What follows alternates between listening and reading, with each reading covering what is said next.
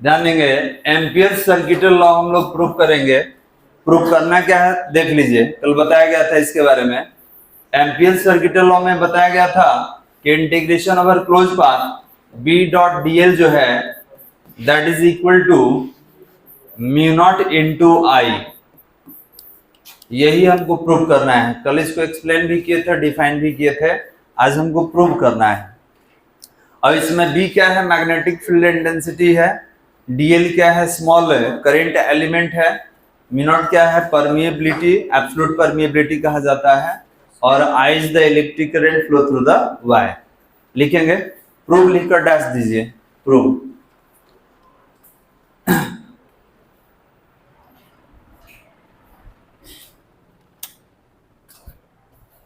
Prove लिखकर dash दिएगा। लिखेंगे, लेट अस कंसीडर, प्रूव लिखकर डैश दीजिए। लिखेंगे, let us consider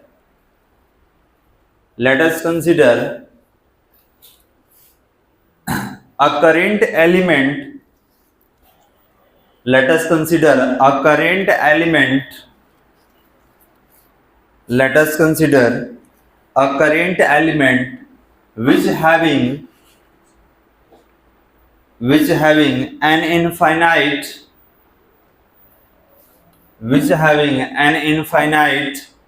long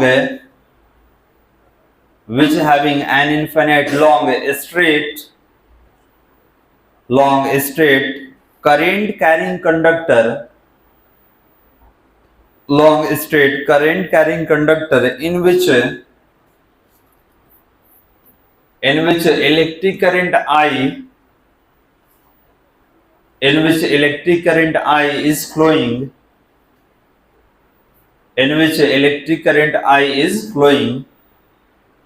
the magnetic field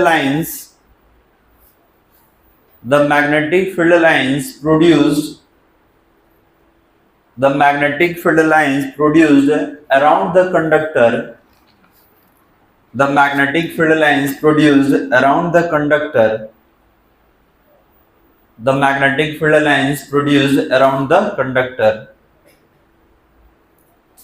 the conductor, paragraph change करके लिखा जाए, the magnetic field due to current carrying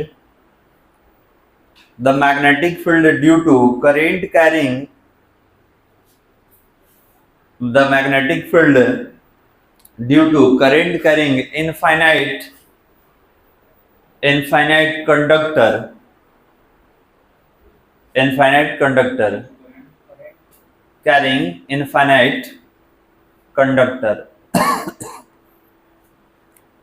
चलिए देखिए तो बालक, कोई वायर है जिससे इलेक्ट्रिक करंट आई फ्लो हो रहा है। तो ये क्या करेगा, अपने सराउंडिंग में मैग्नेटिक फील्ड बनाता है। आपको कल भी बताया गया था कि if an electric current passes through a current carrying conductor और wire then it create magnetic field around अस।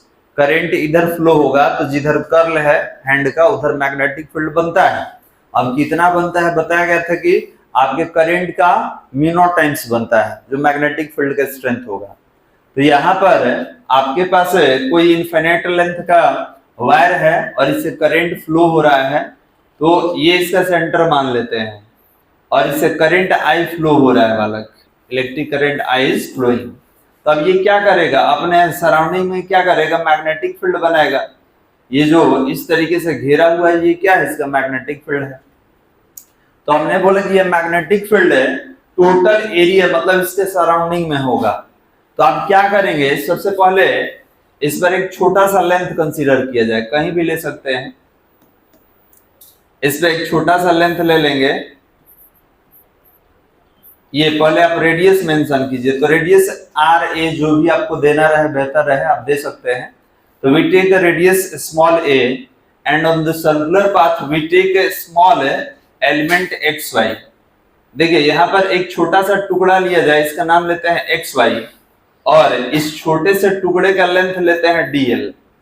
और इस डीएल के लिए अगर पूछा जाए कि मैग्नेटिक फील्ड का डायरेक्शन बताइए, तो आपको शायद मालूम होगा, बताया गया था कि किसी भी कर्व पर मैग्नेटिक फील्ड का डायरेक्शन हमसे पूछा जाएगा, तुरंत क्या करेंगे, वहां पर टेंजेंट ड्रॉ करेंगे, जो टेंजेंट का डायरेक्शन होगा वही मैग्नेटिक फील्ड का डायरेक्शन होगा। और यहाँ पर बी और डीएल के बीच अगर आपसे पूछा जाए थीटा कितना फॉर्म होगा, तो 0 डिग्री, क्योंकि डीएल का भी डायरेक्शन यही है और बी का भी डायरेक्शन यही है। तो ये सर्कुलर पाथ में याद रखेंगे कि डीएल मतलब ये छोटा सा टुकड़ा, और इसी के बगल में अगर लिख दे इंटीग्रेशन ओवर क्लोज पाथ, तो ये टोटल हो गया, टोटल के लिए। और टोटल कितना होगा, 2 पाई आर सर्कमफेरेंस होगा। तो आर नहीं लेंगे, यहाँ पे रेडियस हम लोग ए लिए हैं, तो ए से इसको आगे चल के रिप्लेस करेंगे, कोई दिक्कत वाला। तो याद रखेंगे, we take infinite length current carrying wire in which electric current is flowing, ठीक है। We take a small current element dx on the circular loop that is xy in which magnetic field intensity is b. The angle made by magnetic field intensity and dl is 0 degree.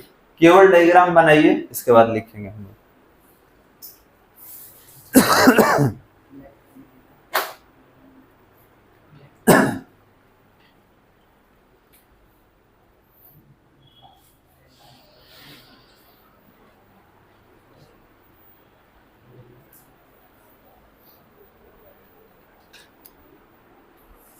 अब सवाल ये है कि sir आप इधर लिए हैं, किसी के दिमाग में होगा सर इधर ले सकते हैं, इधर जहां मन वहां ले सकते हैं, ठीक है। और स्मॉल ए की जगह आर भी रख सकते हैं, कोई दिक्कत नहीं है, क्योंकि ये लास्टली क्या होगा, सारा कैंसिल हो जाने वाला है।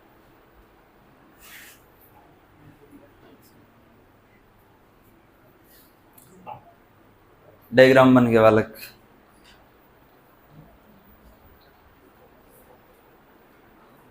हो गया। डायग्राम समझ में आ रहा है।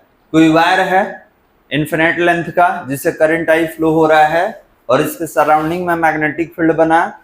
हम क्या किए, टोटल सराउंडिंग में एक छोटा सा पाथ पर एक छोटा सा करंट एलिमेंट डीएल ले लिए, और यहाँ पर मैग्नेटिक फील्ड का डायरेक्शन पूछा गया, तो क्या होगा, अलोंग टेंजेंट, और डीएल और बी के बीच एंगल कितना लेने वाले हैं, 0। अब बताइए यहाँ कौन सा फॉर्मूला यूज करेंगे, बियो-सावर्ट्स लॉ। बियो-सावर्ट्स लॉ क्या बताया था, तो magnetic field intensity due to current element, dl के लिए मैग्नेटिक फील्ड निकाले थे।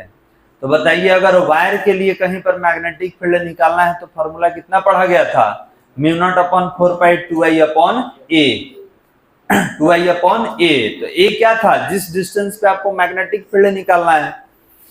तो यहाँ पर अकॉर्डिंग टू बियो-सावर्ट्स लॉ अगर बी लिखा जाए तो कितना होगा, ये होगा μ0/4π, और ये कितना होगा 2I/A।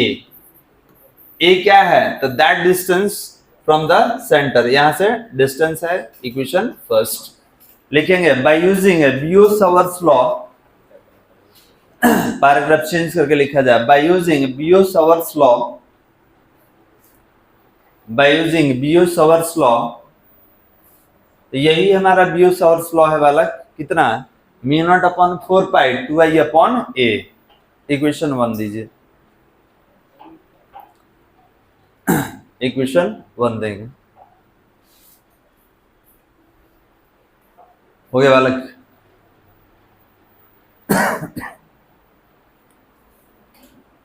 लिखना होगा, we make a circle, we make a circle around the wire, we make a circle around the wire which having radius, we make a circle around the wire which having radius, which having radius small a, which having radius small a called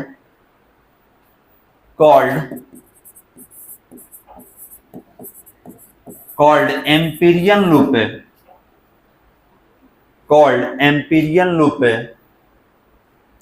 अब देखिए ये magnetic field जो आप imagine किए हैं, ये पहले से थोड़ी था, हम तो इमेजिन कर लेते हैं कि अगर इसमें करंट है तो इसके चारों तरफ मैग्नेटिक फील्ड बनेगा। तो जैसे गॉसियन सरफेस आप कंसीडर करते थे, याद है गॉसियन सरफेस, वो भी एक तरह का इमेजिनरी सरफेस था। तो उसी तरीके से हम यहाँ पर लूप कंसीडर करेंगे। कौन सा लूप? तो एम्पीरियन लूप कंसीडर करेंगे। क्यों? क्योंकि ये भी क्लोज पाथ के लिए ही आता है, तो इसको क्लोज कीजिएगा तभी हम लोग कैलकुलेट कर पाएंगे। हो गया बालक? एम्पीरियन लूप फुल स्टॉप देखिए इसी में लिखा जाए, we take a small length dl, we take a small length dl on the circular path, we take a small length dl on the circular path, हो गया, where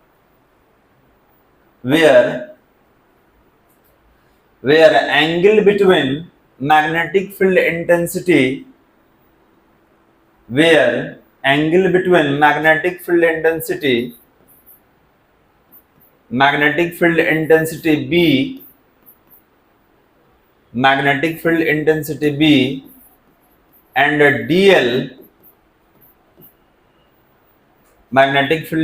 B and dl is 0 degree,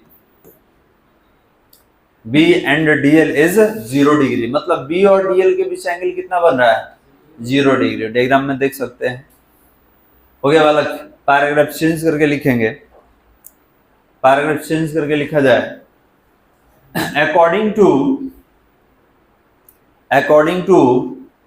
Ampere's circuital law, according to Ampere's circuital law। अब बताइए यहां पर integration over close path B dot dl, तो हमको ये बताइए डॉट किस में टूटता है बालक?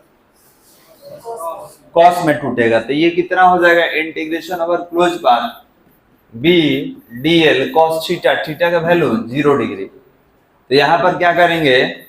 cos 0 डिग्री का वैल्यू 1 हो जाएगा, cos 0 डिग्री का वैल्यू 1 हो जाएगा, और B का वैल्यू पुट अप कर लेंगे। B का वैल्यू अभी निकाले थे हम लोग, तो ये हो जाएगा integration over close path B dot dl, ये B का वैल्यू बालक, B को बाहर निकाल लीजिए, integration over close path dl।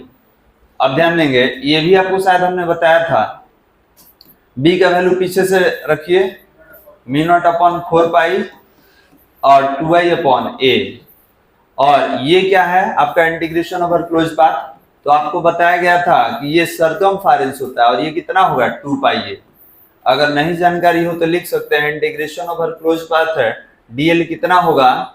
तो सरकमफेरेंस होगा, और सरकमफेरेंस कितना है? 2 पाई a। कुछ कैंसिल हो रहा है जिसमें? कुछ कैंसिल दिख रहा है? तो देखिए 2 पाई से 4 पाई 2 टाइम्स में कैंसिल, 2 से 2 कैंसिल, a से a कैंसिल, क्या बच गया यहाँ पर? तो यहाँ पर दिख रहा है, यहाँ पर integration over close path B dot dl equal to, इधर कितना बचा है? तो इधर μ0 है और केवल I है, और कुछ है बालक? नहीं। पीछे इक्वेशन कितना था? फर्स्ट था, ये हो जाएगा सेकंड। प्रूव्ड हो गया। ये ना प्रूव करना था जी, हमको यही प्रूव करना था कि integration over close path B dot dl equal to μ0 into I। कहां से लिखेंगे बालक? ये तो हो चुका है, यहां से आप लिख।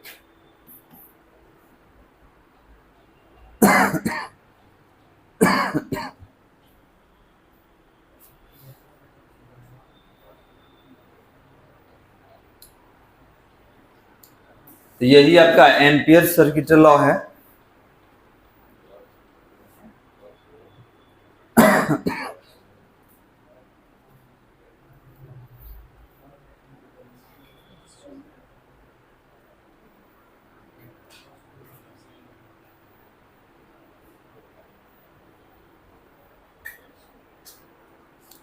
cos 0 डिग्री का वैल्यू 1 है, पुटअप कीजिएगा तो वो वैल्यू उतना ही रह जाएगा।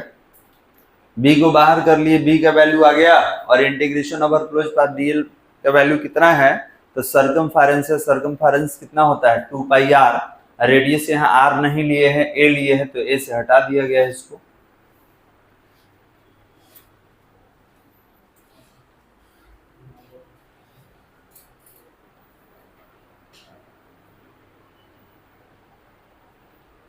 म्यू नॉट इंटू आई इक्वेशन 2। हो गया बालक?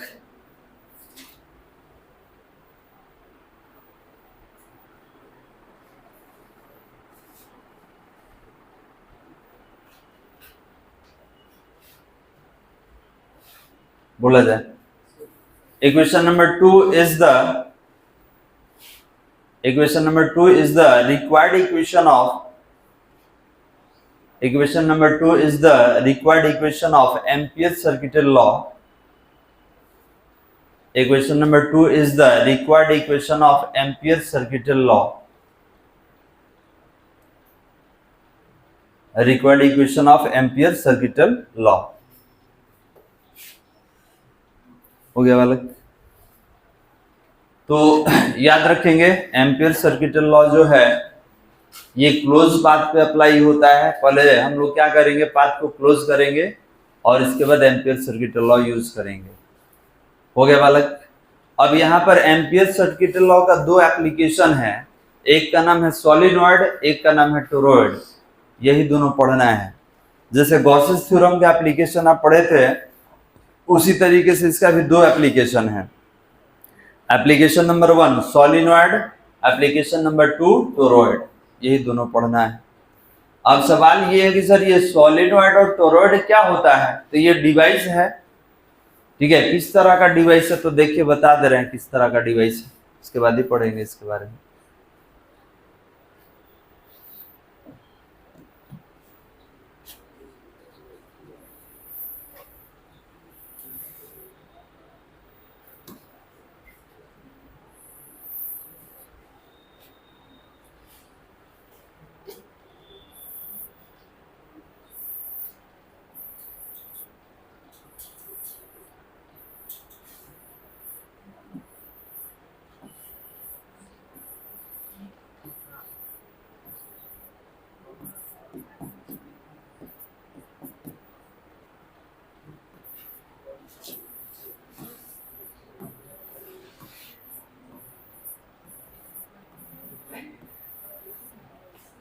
देखिए इसका नाम सोलिनॉइड है, इसका नाम टोरॉइड है।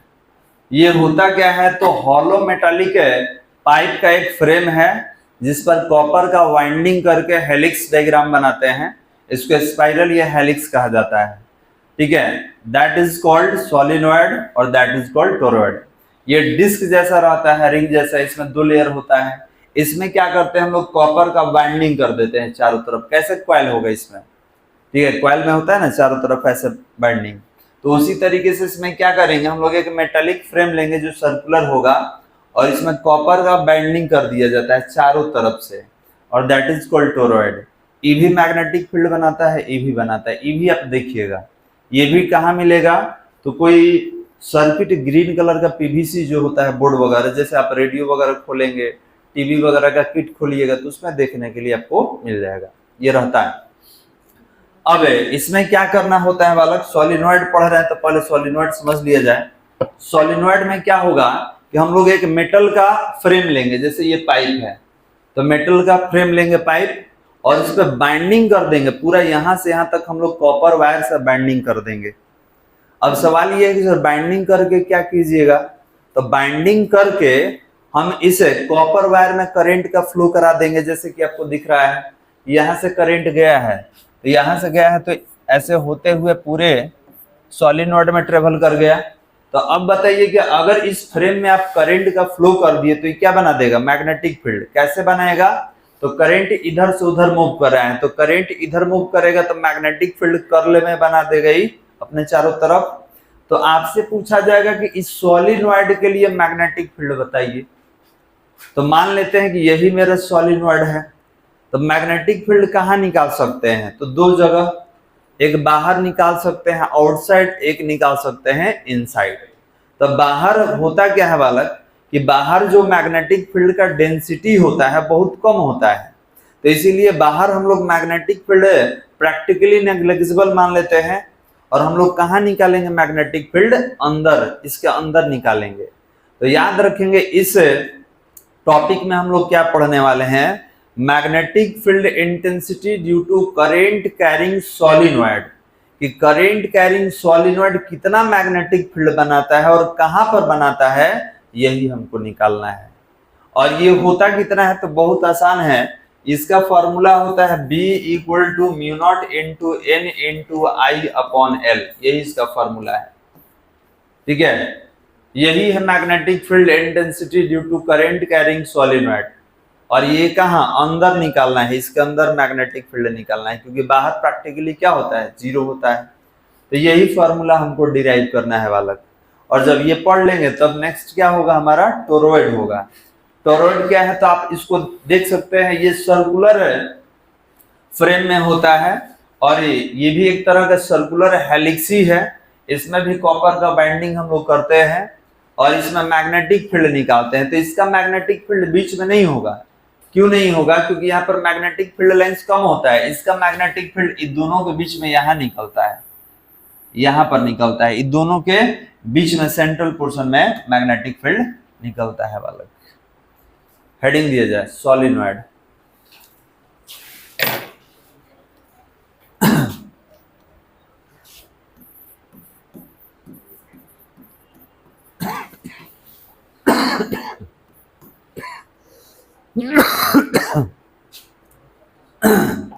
हेडिंग दिया जाए बालक सोलिनॉइड। लिखेंगे, डिफाइन किया जाए, solenoid is a long helix. Solenoid is a long helix which is obtained, long helix देखिए सामने लिखा हुआ है, which is obtained by binding of, which is obtained by binding of insulated copper wire,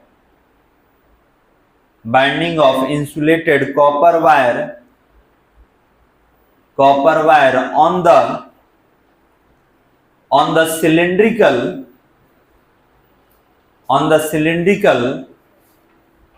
copper wire on the cylindrical hollow frame, on the cylindrical hollow frame हो गया बालक। Hollow frame full stop देके लिखा जाए। we use a cardboard or thick paper,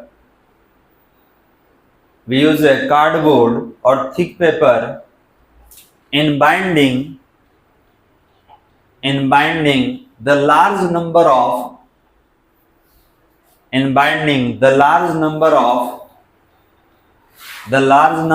turns। मतलब अब देखिए इसमें क्या है कि अगर एक लेयर, जैसे ट्रांसफार्मर का बाइंडिंग देखे बालक, ट्रांसफार्मर के बाइंडिंग में क्या होता है कि 1 लेयर 2 लेयर इस तरीके से बाइंडिंग होता है। तो अगर आपका ये है कि एक लेयर के बाद और बाइंडिंग करना है तो इस पे एक इंसुलेटिंग पेपर हम लोग लगाते हैं, इसके ऊपर और बाइंडिंग करेंगे तो डबल फेज हो जाएगा। जब दोबारा इस पर बाइंडिंग कीजिएगा तो डबल फेज में हो जाएगा। तो याद रखेंगे, आप सिंगल डबल जितना चाहे नंबर ऑफ टर्न्स के लिए निकाल सकते हैं। तो इसी का नाम सोलिनॉइड है। ये क्या है तो सिलिंड्रिकल मेटालिक हॉलो फ्रेम है और इस पर कॉपर का बाइंडिंग किया रहता है। इस तरीके से कॉपर का बाइंडिंग किया रहता है। अब 2-3 डायग्राम बनाएंगे। एक तो इसी को बनाना होगा, फिर एक डायग्राम बनाएंगे जिसमें दिखलाएंगे कि मैग्नेटिक फील्ड का डायरेक्शन क्या होगा। तो देखिए हम डायग्राम बना रहे हैं, एक करके देखिएगा। सबसे पहले तो इसी का डायग्राम बना दिया जाए।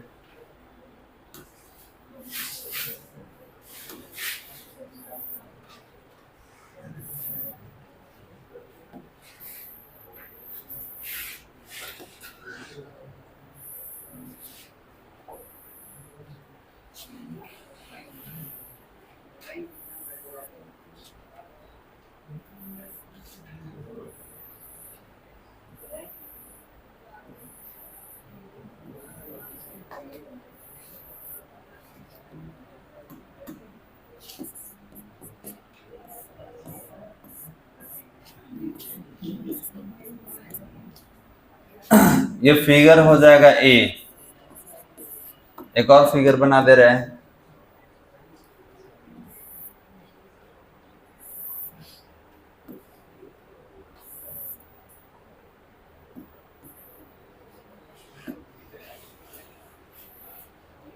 हम देखिए बात, यहाँ पे अगले स्टेप में क्या करने वाले हैं, तो मैग्नेटिक फील्ड का डायरेक्शन यहाँ पे मेंशन करेंगे हम लोग।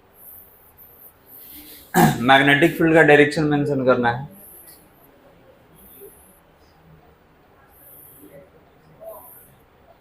देखो जी इधर बात मत करो।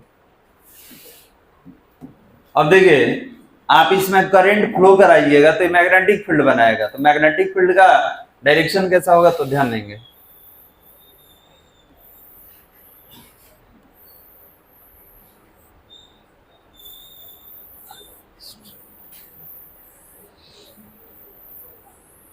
ये होगा कुछ इस तरीके से।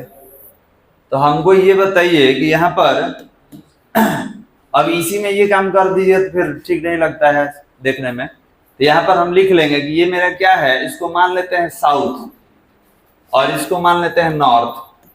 तो ये बताइए आउटसाइड द सोलिनॉइड, ठीक है, मैग्नेट का डायरेक्शन, मैग्नेटिक फील्ड का डायरेक्शन कहाँ होता है, नॉर्थ से साउथ। पढ़ा था ना आपको कि मैग्नेट के बाहर मैग्नेटिक फील्ड लाइंस का डायरेक्शन बताइए तो फ्रॉम नॉर्थ से साउथ, और इनसाइड कहाँ होता है, तो इनसाइड होता है साउथ से नॉर्थ।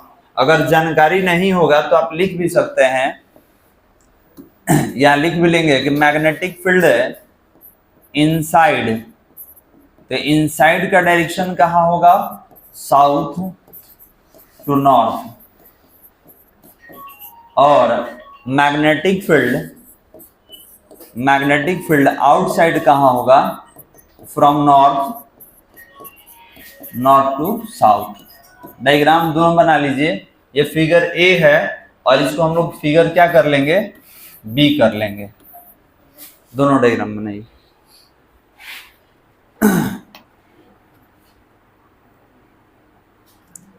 हाँ हेलो, हाँ बोलिए।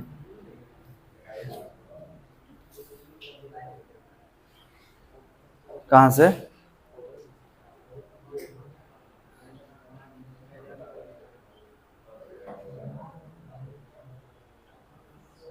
नहीं सुधीर कुमार जी से तो बात नहीं हो रहा है। अब सर पढ़ा रहे हैं, 1 घंटा बाद बात कर लीजिए, ठीक है। हो गया वाला। तो यहाँ पर 2 डायग्राम बनाए हैं। तो एक में तो स्पाइरल आपको हेलिक्स दिख रहा होगा इस तरीके से, और दूसरा डायग्राम बताया गया कि इसके अंदर मैग्नेटिक फील्ड बनेगा। तो मैग्नेटिक फील्ड लाइंस कुछ इस तरीके से होगा। अब डायग्राम, सेकंड डायग्राम में, डायग्राम बी में हमको देख के बताइए कि मैग्नेटिक फील्ड लाइंस का डेंसिटी कहाँ ज्यादा है, इनसाइड कि आउटसाइड, इनसाइड। तो ये बताइए कि स्ट्रेंथ कहाँ ज्यादा होगा, इनसाइड कि आउटसाइड, इनसाइड होगा। आपको शुरू में ही बताए थे कि हम लोग मैग्नेटिक फील्ड इंटेंसिटी कहाँ फाइंड आउट करेंगे, इनसाइड फाइंड आउट करेंगे, क्योंकि आउटसाइड प्रैक्टिकली 0 होता है। हेलो, हाँ हेलो, जी बोलिए। हेलो, हाँ बोलिए। हेलो, नमस्कार, कहाँ से बोल रहे हैं, हेलो।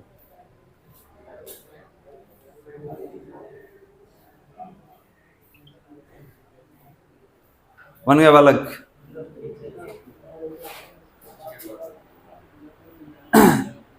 चलिए, लैंग्वेज थोड़ा सा लिखना होगा, बाकी है, जल्दी बनाइए बाबू।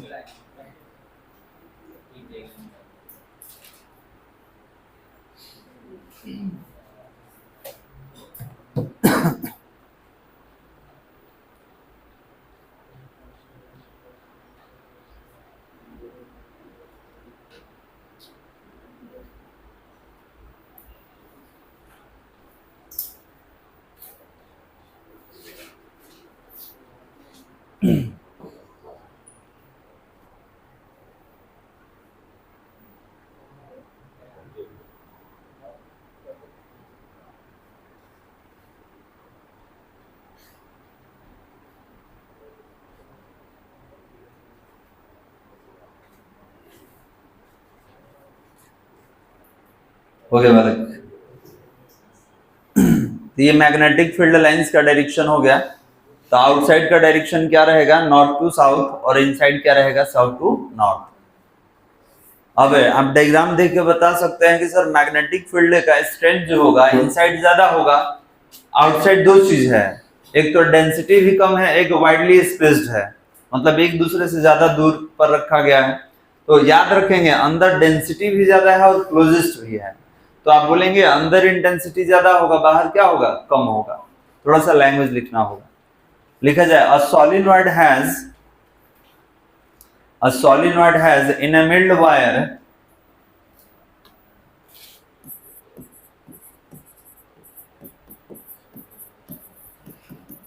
a solenoid has enameled wire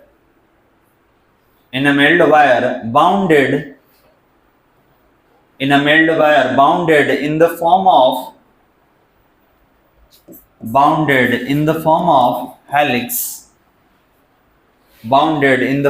helix, helix जो स्पाइरल जैसा डायग्राम होता है ना, उसी को हेलिक्स बोलते हैं हम लोग। In the form of helix, bounded in the form of helix, full stop दे के लिखना होगा। Is turn off the solenoid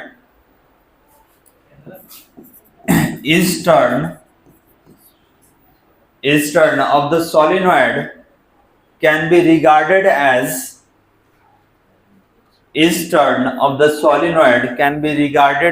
circular loop.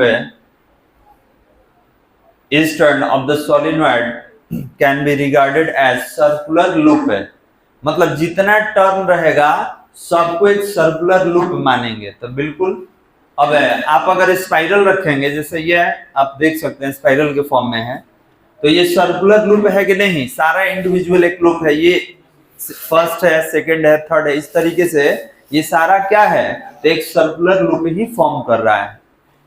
Clear है? पैराग्राफ चेंज करके लिखा जाए, the magnetic field inside, paragraph change करके लिखेंगे, the magnetic field inside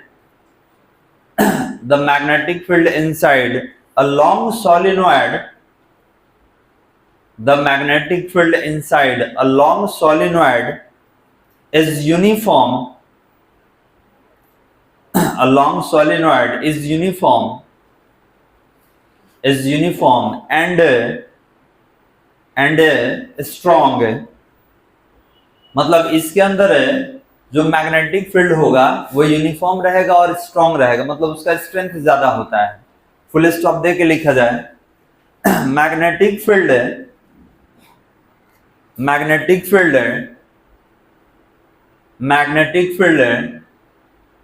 depends upon the number of turns.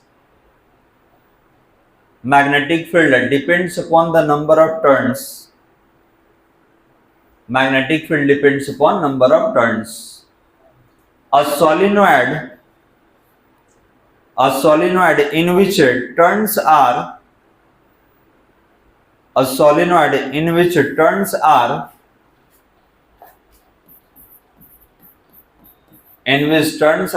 highly packed,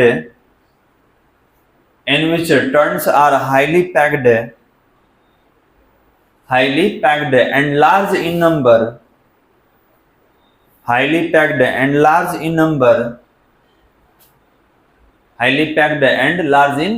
then magnetic field intensity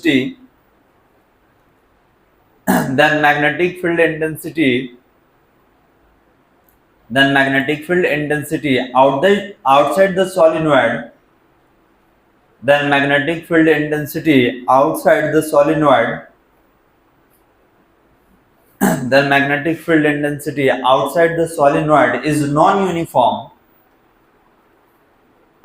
the solenoid, is non-uniform. And practically zero. अब ये बताइए highly packed का मतलब क्या होता है, काफी ज्यादा एक दूसरे के क्लोजेस्ट रहता है, ठीक है, और नंबर ऑफ टर्न्स भी बहुत ज्यादा होता है। तो इसका मतलब ये है कि इसके अंदर मैग्नेटिक फील्ड ज्यादा बनेगा, बाहर कम बनेगा। इसके अंदर यूनिफॉर्म बनता है, बाहर नॉन यूनिफॉर्म। तो बाहर जब नॉन यूनिफॉर्म है तो प्रैक्टिकली कितना बोले हैं लेने के लिए, जीरो। अब देखिए हम क्या करेंगे, यहां पर ध्यान देंगे बालक, आप बोले हैं कि इसके अंदर मैग्नेटिक फील्ड ज्यादा होगा, तो आप एक काम कीजिए ना, इसके अंदर कोई पॉइंट कंसीडर कीजिए जहां पे निकालेंगे। तो इसके अंदर एक पी पॉइंट, अब आप भी मत ले लीजिएगा, एक अलग डायग्राम बनाएंगे, आपको केवल समझा रहे हैं। We take a point P inside the solenoid at which we have to find out magnetic field intensity। हम इसके अंदर एक P पॉइंट ले लिए और यहीं पर magnetic field intensity find out करेंगे। क्यों करेंगे? क्योंकि बाहर तो जीरो होता है। अब यह एम्पियर का लूप कहता है, एम्पिरियन लूप कहता है कि ठीक है आप यहां निकालिए, लेकिन जहां भी निकालना है पहले उसको एम्पिरियन लूप बनाइए। तो बताइए इस पॉइंट को लूप बनाने का तरीका क्या है? तो हम क्या करेंगे, यहाँ पर एक रेक्टेंगल कंसीडर कर लेंगे, मतलब एक छोटा सा टुकड़ा इसमें से काट लेंगे और इसका नाम दे देंगे ए, बी, सी और डी, और यहां से यहां तक का जो लेंथ होगा इसका नाम क्या लेंगे? एल ले लेंगे। अब कहिए सर ऐसा क्यों किए हैं? तो सिलेंडर के पास ध्यान देंगे, ये जो सिलेंड्रिकल है आप ले रहे हैं सॉलिनॉइड, इसमें एल लेंथ के लिए हम लोग काउंटिंग करेंगे, क्योंकि आपने बोला कि पी पॉइंट पर निकालना है, तो जहां पर निकालना है एम्पियर सर्किटल लॉ कहता है कि आप वहां लूप बनाइए, वहां एम्पिरियन लूप कंसीडर कीजिए। तो हम एक लूप बना दिए। अब आप कहिएगा रेक्टेंगुलर क्यों बनाए हैं? तो रेक्टेंगुलर इसलिए बनाया है ताकि इसका साइड मिल जाए, क्योंकि सर्किल का साइड नहीं ना होता है जी, और इसमें लेंथ है, इसका अपना एक लेंथ है। सिलेंडर लीजिएगा तो उसका लेंथ रहेगा ना, तो लेंथ है, इसीलिए यहाँ पर हम इसको रेक्टेंगुलर ले चुके हैं। रेक्टेंगुलर नहीं भी लेंगे, सर्कुलर लीजिएगा तो भी निकल जाएगा, कोई दिक्कत नहीं है। अब यहाँ पर क्या करेंगे हम लोग कि इंटीग्रेशन ओवर क्लोज पाथ कर लेंगे, और एक बार ए बी के लिए लेंगे, एक बार बी सी के लिए, एक बार सी डी के लिए, एक बार डी ए के लिए। मतलब यहां से चलेंगे और घूम के यहीं पर आएंगे, और तब जाके एम्पियर सर्किटल लॉ का यूज किया जाएगा। अब इतना हम बोल दिए, आपको शायद नहीं समझ में आ रहा होगा, इसके लिए हम क्या करेंगे, पहले एक डायग्राम बनाएंगे ताकि आपको समझ में आए कि निकालना क्या है। तो अब जो डायग्राम होगा, यही सिलेंडर वाला डायग्राम है, इसमें क्या करना है, एक छोटा सा टुकड़ा काट लेना है और ये यही पी पॉइंट ले लेंगे। ये ए है, बी है, सी है, डी। इसका लेंथ कितना ले लिया जाए? एल। मैग्नेटिक फील्ड का डायरेक्शन बता दीजिए, इधर होगा मैग्नेटिक फील्ड का डायरेक्शन। डायग्राम बनाइए, और इसका नाम क्या होगा? फिगर सी। अलग बनाना है, उसी में नहीं बना देना है, तो फिर नहीं समझ में आएगा आगे।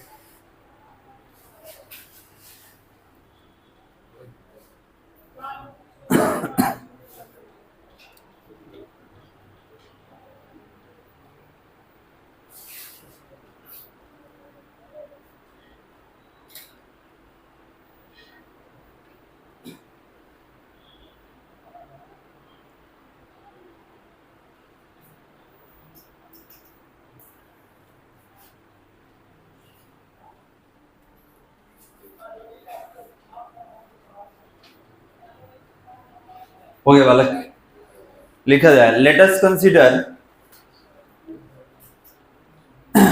Consider a rectangular loop। Let us consider a rectangular loop ABCD।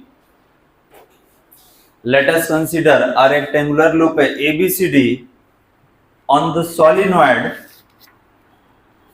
ABCD on the solenoid is known as ABCD on the solenoid is known as Amperian loop,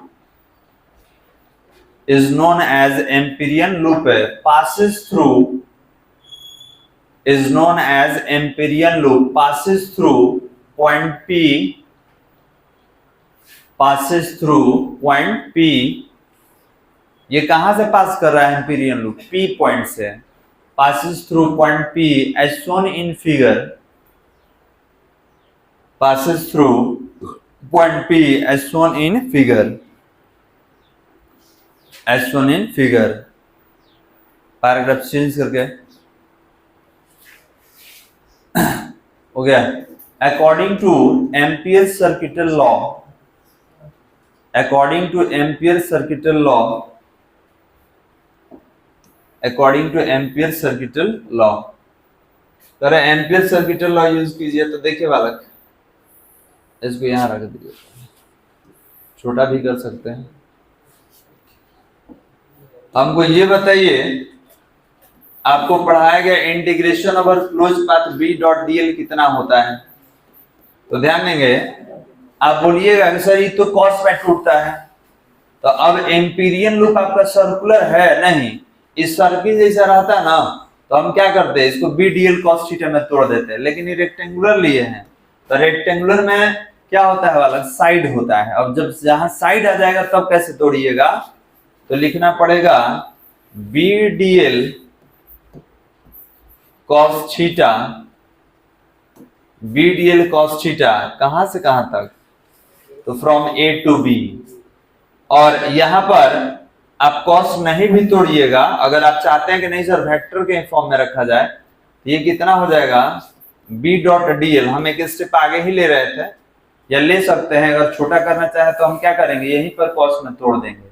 लेकिन आपको यहाँ थीटा मालूम है नहीं, थीटा हमको डायग्राम से बताना पड़ेगा। तो इसको अलग अलग कीजिए। तो एक बार ए बी के लिए लिए, इसके बाद ए बी के बाद कौन आएगा, बी सी। ये हो जाएगा from B to C B dot dl. अब सी से कहां तक, डी। ये हो जाएगा from C to D B dot dl. अब एक और बच गया जी, डी से ए। ये हो जाएगा फ्रॉम डी टू ए। ये हो जाएगा बी डॉट डीएल। हमको ये देख के बताइए कि सारा पाथ क्लोज हो गया ना। अब जहां से चले वही आना चाहिए। तो आप ए से चले थे, तो A B B C C D D A, path close हो गया है। अब इसी को तोड़िएगा तो ये सारा मिलेगा, ये सबको कंबाइंड कर दीजिएगा तो ये हो जाएगा।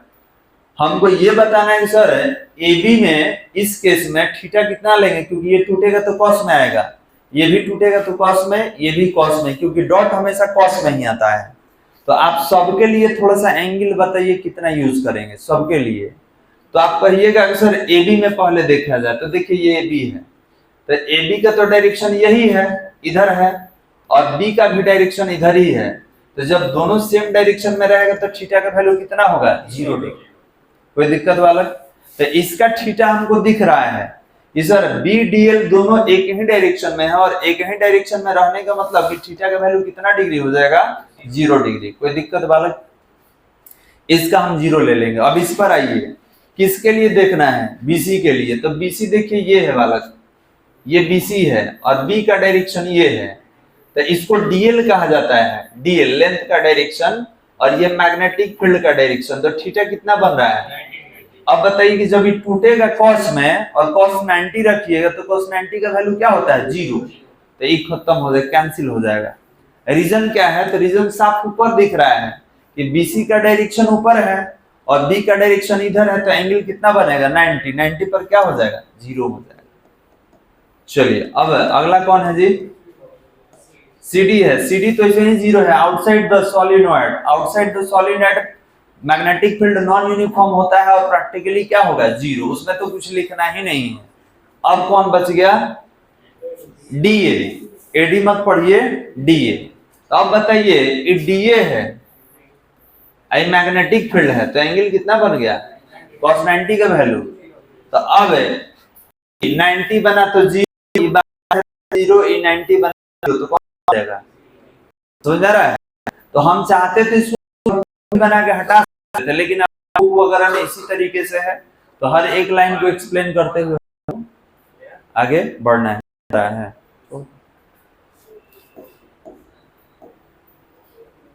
चलिए कहां तक थे बालक, डायग्राम बन गया था ना हम लोग का।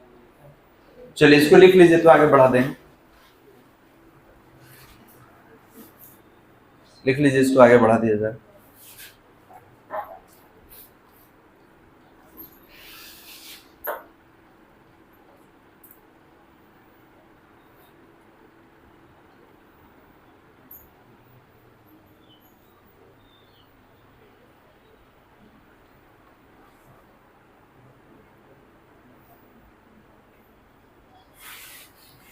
इसको इक्वेशन भी दे दिया जाएगा। इसको इक्वेशन दे देते हैं 1।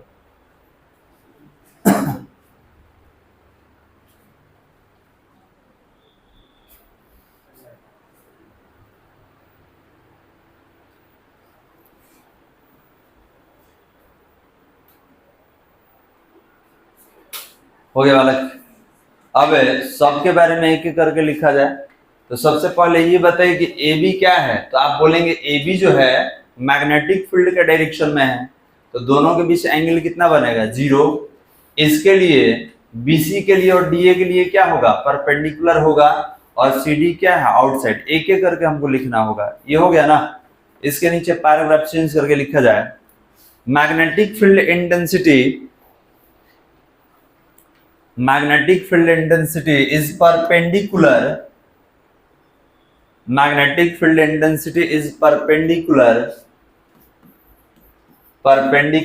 to path BC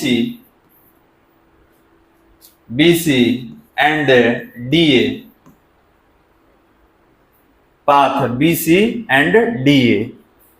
So angle between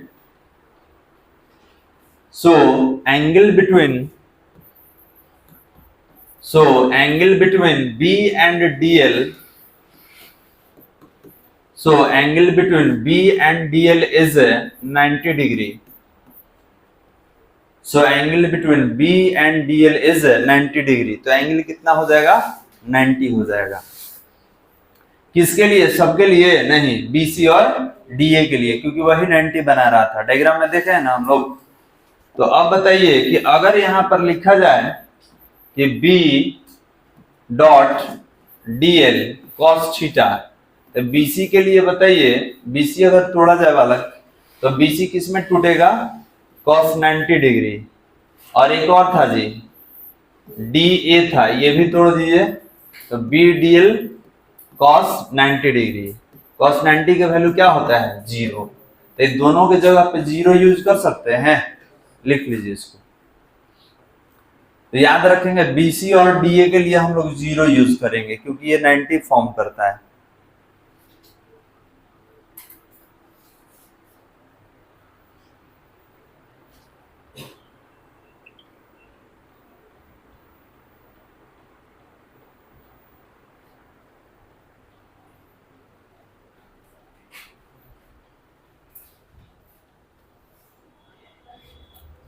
हो गया बालक, लिख लिया इसको।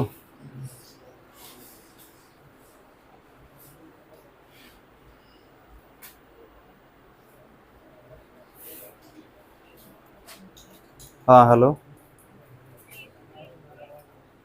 अभी क्लास में आधा घंटा बाद कॉल करेंगे। वहीं लेके चला जाएगा या 9 बजे लेके चला जाएगा। रखो, हाँ जाके दिलवा दो। हाँ आ जाएंगे वहां पे। ओके बालक, तो ये किसके लिए था BC और DA। पैराग्राफ चेंज करके लिखा जाए। पैराग्राफ चेंज करके लिखेंगे path CD is outside the solenoid. Path CD is outside the solenoid. Path CD is outside the solenoid where magnetic field intensity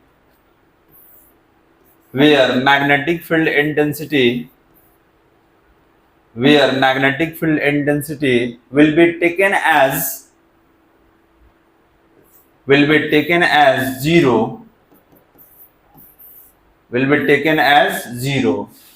तो बताइए CD कहाँ था बाहर, और बाहर के लिए मैग्नेटिक फील्ड कितना बोला गया है लेने के लिए 0।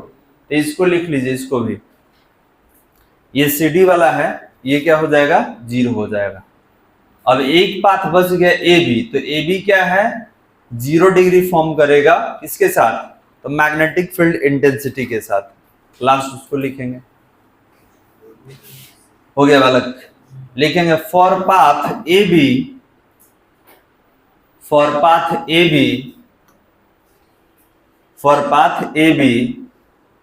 the angle formed between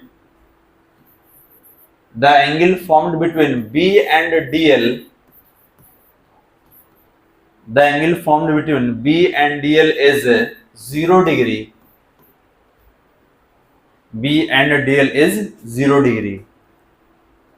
तो कितना बनेगा? 0 डिग्री बनेगा। किस में? तो ए बी वाले में। तो ए बी वाले में 0 बनेगा तो 0 रख दिया जाएगा। अब ये मालूम चल गया ना सबके लिए एंगल। तो ये बताइए इसके लिए एंगल कितना लेना है? 0। इसके लिए बीसी है, बीसी के लिए 90, डायग्राम आप देखिए 90। इसके लिए 0, आउटसाइड है, आउटसाइड है तो 0। इसके लिए तो बच गया वही। तो उसके लिए लिखेंगे फ्रॉम इक्वेशन फर्स्ट। देखिए इसका भी निकाल देते हैं लेकिन नहीं निकाले हैं क्योंकि इक्वेशन 1 में डायरेक्ट रखा जाए। तो फ्रॉम इक्वेशन 1 कितना होगा? तो बी डॉट डीएल तोड़ दीजिए इसमें, कितना? फ्रॉम ए टू बी कितना बालक? बी डीएल कॉस कितना डिग्री आप बोले हैं? 0 डिग्री। कॉस 0 का वैल्यू क्या होता है? 1। Integration over close path B dot DL, इसमें बी को सामने लाइए, integration over close path, integration केवल from A to B. DL का इंटीग्रेशन कितना होता है? एल होता है। डीएल का इंटीग्रेशन कितना होगा बालक? एल। तो integration over close path B dot dl, B और डीएल का इंटीग्रेशन देखिए उसमें ए से बी के बीच लेंथ कितना लिया गया है? देखो इधर ए से बी का लेंथ पूछ रहा है तो आप सी डी देख लीजिए ना, जो सी डी होगा वही ए बी होगा। तो ये कितना है? एल। तो यहां पर अगर इंटीग्रेट करना होगा इसको तो इसको किससे हटाइएगा? एल से हटाइएगा। और इसको इक्वेशन कितना दिया जाए बालक? फर्स्ट था ना, ये हो जाएगा सेकंड। जल्दी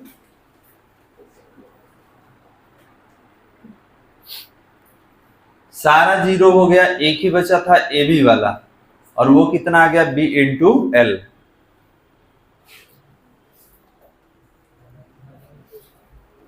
हो गया। लॉन्ग 5 नंबर में लॉन्ग क्वेश्चन है, ठीक है। ये पहले आ चुका है। सोलिनॉइड टोरॉइड 2 है, एक ना एक कोई रहता ही है। अगर इससे रहेगा तो दोनों में से कोई एक रहेगा। अगर शॉर्ट टाइप क्वेश्चन में चाहिए तो एम्पियर सर्किटल लॉ याद रखिएगा।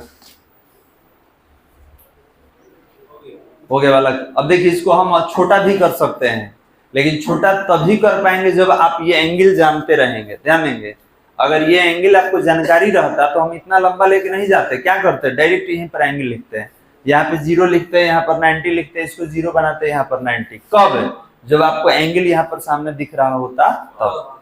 तो हम इसलिए मेंशन कर दिए क्योंकि आगे चल के रिवीजन जब कीजिएगा तो आपको समझ में आएगा कि इंडिविजुअल अलग अलग निकाल के बताया गया है कि किसके लिए कितना एंगल बनेगा बालक। आप एग्जाम में स्किप कर सकते हैं, ये लाइन इतना स्किप कर सकते हैं, कोई दिक्कत नहीं है। ये आपके लिए बताया गया है, समझ में आ रहा है? आप डायरेक्ट वहां पे एंगल रख सकते हैं, स्किप हो जाएगा। ये इक्वेशन रहा, लिखेंगे पैराग्राफ चेंज करके। पैराग्राफ चेंज करके लिखा जाए by using ampere circuital law, by using Ampere's circuital law, देखिए तो एम्पियर सर्किटल लॉ क्या है? तो म्यू नॉट इंटू आई है। ध्यान देंगे बालक, एम्पियर सर्किटल लॉ क्या है? देखिए यहाँ पे लिख दे रहे हैं। एम्पियर सर्किटल लॉ क्या है? तो integration over close path B dot D L equal to कितना है? Mu not into I. यही है ना, यही कल बताया गया था आपको। अब इसमें हम क्या करेंगे? n इंटू एल से मल्टीप्लाई कर देंगे, ठीक है। अगर ये नहीं समझ में आएगा सर ये क्या है, तो आप लिख सकते हैं कि कैपिटल N क्या है? तो number of turns in the solenoid. यहां लिख दे रहे हैं कि total number of turns in the solenoid. और ये किसके इक्विवेलेंट होगा? तो n इंटू एल के। ध्यान देंगे, ये किसके इक्विवेलेंट होगा? तो n इंटू एल के। मतलब इसको अगर हटाना होगा तो इससे हम रिप्लेस कर सकते हैं, मतलब इसको हटा के n इंटू एल भी ले सकते हैं। तो ये बताइए कि क्या इसको लिखा जा सकता है? b into D L equal to mu not into I into, इसको हटाइएगा तो क्या होगा, एन इंटू एल होगा। इक्वेशन पीछे वाला 2 था ना, 3, यहां से यहां तक लिख लीजिए, पीछे भी था, ये यहां तक लिख लिए था ना आप, ये हो गया था ना, यहां से लिखना है आपको। कैपिटल एन क्या है बालक, तो number of turns in the solenoid, total number of turns in the solenoid, total solenoid में जितना आपका टर्न रहेगा वही है।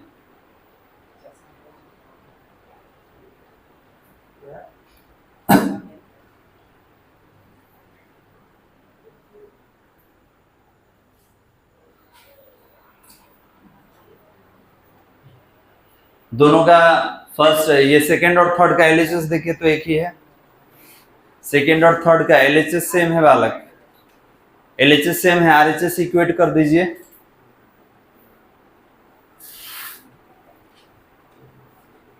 अभी आपके कॉपी में सेकंड वाला होगा, देख लीजिए, सेकंड और थर्ड का एलएचएस सेम है तो आरएचएस क्या कर देंगे, इक्वेट, इक्वेट मतलब दोनों को एक साथ रखेंगे आरएचएस को। तो लिख रहे हैं बालक, देखिएगा, फ्रॉम इक्वेशन 2 एंड 3, बताइए कितना था 2, बी इंटू एल, ये कितना आया था, ये कितना था, mu not into I into N into L, L से एल कैंसिल हो गया तो बी कितना हो गया, mu not into I into N हो गया। पीछे इक्वेशन थर्ड था ना बालक, ये 4। अब आपसे पूछा जाएगा कि छोटा n क्या है, तो where small n equal to a number of turns पर unit length of the solenoid, मतलब है टोटल नहीं, टोटल सोलिनॉइड के यूनिट लेंथ में जितना टर्न रहेगा उसको आप छोटा n से लिखिएगा। अब यहां पे ध्यान देंगे, हमको ही छोटा n हटाना है, तो कैसे हटाइएगा, आप लिखेंगे वी नो दैट, क्या जानते हैं, तो n equal to n into 12 पढ़ाए थे अभी, तो स्मॉल n कितना होगा, कैपिटल N अपॉन, ये 12 नहीं है, L है, L था ना बालक, ये होगा n इंटू एल, जब यहां से n निकालिएगा तो क्या होगा, capital N upon L, capital N का नाम क्या है, total number of turns in the solenoid. अब इसको रखिए इसमें, तो फ्रॉम इक्वेशन 4 b कितना आ गया, mu not into N into I upon L, देखिए तो यही प्रूव करना था ना, ये हो गया 5, बस कंप्लीट कर लीजिए, हो गया आपका। तो ये लॉन्ग क्वेश्चन है, जाहिर सी बात है कि लॉन्ग जैसा रहेगा। अब इसमें कुछ टर्म आप स्किप कर सकते हैं, कौन, जो हमें बढ़ाए थे एंगल वाला, वो आप स्किप कर सकते हैं, लेकिन आपको जानकारी होना चाहिए।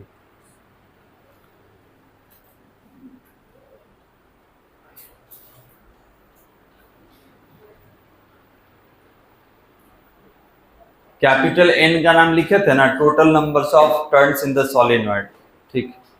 तो this is the magnetic field inside the solenoid, यही आपका मैग्नेटिक फील्ड है, कहां पर, तो सोलिनॉइड के अंदर। हो गया बालक, तो कुछ है, लेकिन अगले ही क्लास में बात करेंगे, काफी ज्यादा लेट हो चुका है, आप लोग निकल जाइए, ठीक है। तो इसका क्वेश्चन है, एक लाइन इसके बारे में भी है, लेकिन अगले क्लास में करेंगे उसको।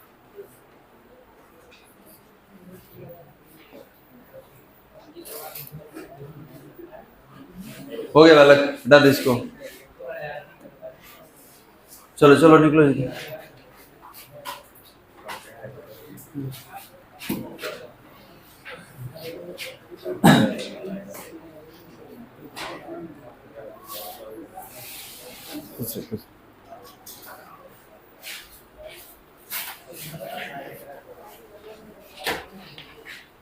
हो गया,